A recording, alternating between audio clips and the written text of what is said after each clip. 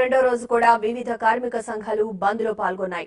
Hyderabad MGBS నుంచి bus సర్వీసులు తిరుగుతున్న పలు యూనియన్ల సభ్యులు నిరసన బ్యాడ్జీలు పెట్టుకుని కొనసాగిస్తున్నారు. దీనికి సంబంధించిన సమాచారం నరేంద్ర అందిస్తారు. Narender, over to you.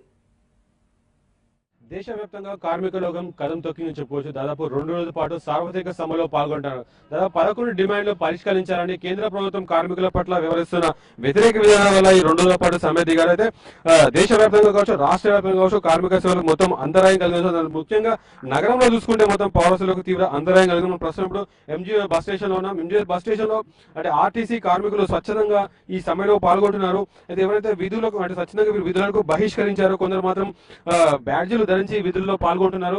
అయితే ఎక్కడికక్కడ పౌరసులు మొత్తం స్తంభించి చెప్పవచ్చు. పారిశుద్ధ్యం కావచ్చు, నగరం చూసుకుంటే బిఎంఎస్ కావచ్చు, INTUC, AITUC, TUCC, ITUCC, HMS, UTS, CITU దాదాపు ఈ 10-15 ఈ సంఘాలు అంటే ప్రధాన సంఘాలు అంటే కార్మిక సంఘాలు మొత్తం ఇక్కడ సమ్మెలో పాల్గొంటున్నాయి.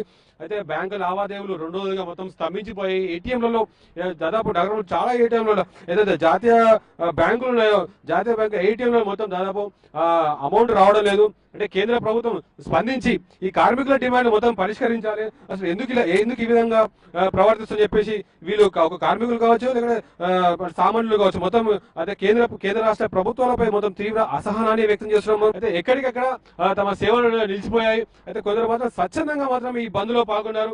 మనతో మాట్లాడే కార్మికులు చెప్పండి, మీరు ఇట్లా సమ్మెలో పాల్గొన్నారా? అసలు ఏమి సమ్మె చేస్తున్నారు?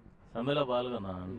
ప్రజలు కూడా స్వచ్ఛందంగా వాళ్ళు కూడా పాల్గొన్నారు. ఎంతవరకు రాజకీయ నాయకులు రోడ్ల మీదకి వస్తున్నారు కానీ ప్రజలు కూడా స్వచ్ఛందంగా వచ్చినప్పుడే ఈ బంద్కి అనేది ఒక బలం అనేది చేకూరుతుంది.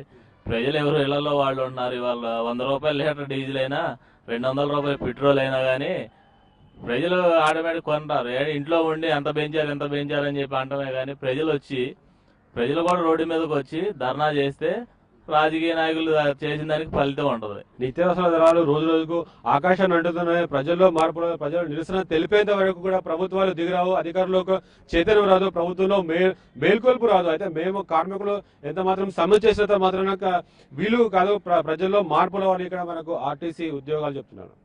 భూమిస్తా కలిసి నరేందర్, టీవీ 5 హైదరాబాద్.